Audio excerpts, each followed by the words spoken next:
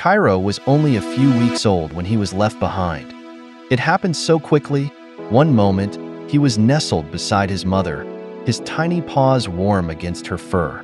The next, chaos erupted. Hyenas descended in their shrill laughs slicing through the air. His mother fought fiercely, but she was outnumbered.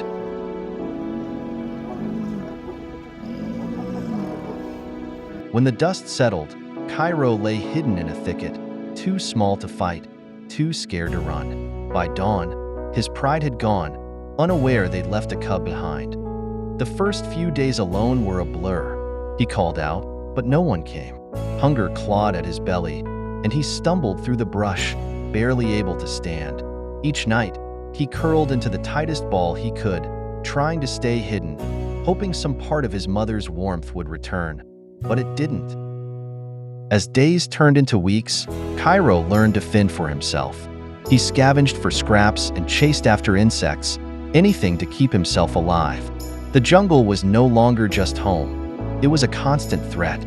Birds of prey circled overhead, leopards prowled the night, and every sound made Kairo's heart race.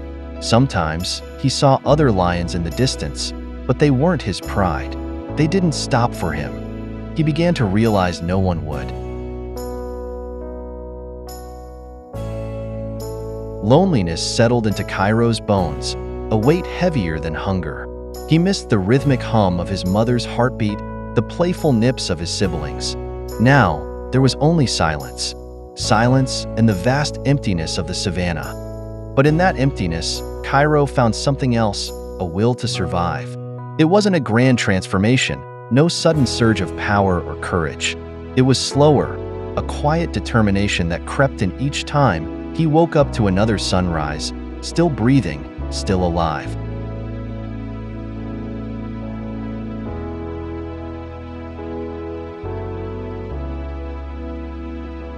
He watched, he learned, he waited. At first, it was small things. How the wind shifted just before a predator approached. The way birds scattered moments before danger struck. He mimicked the movements of other animals, crouching low, keeping his steps silent. He was smaller than the others, but he was quick, and that was enough.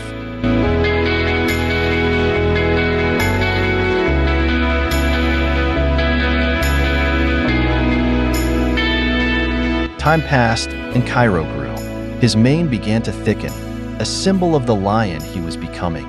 He wasn't a cub anymore, but he still wasn't fully a lion. He was something in between, awkward, unsure of where he fit in this world. He hadn't seen another lion up close in months, and sometimes he wondered if he even belonged to them anymore.